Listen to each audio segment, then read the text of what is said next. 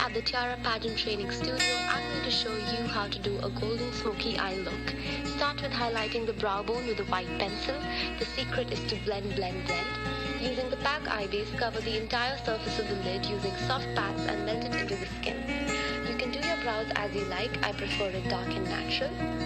Take some banana powder and apply it under your eyes to prevent any messy falloffs. Pack peachy gold pigment on your brush using eye drops and apply it all over the lid. Add a shadow to the crease with a warm glowing brown color. Prep the cake liner with eye drops and add a thin feline winged liner with a dash of gold on the lower lash line to bring the look together.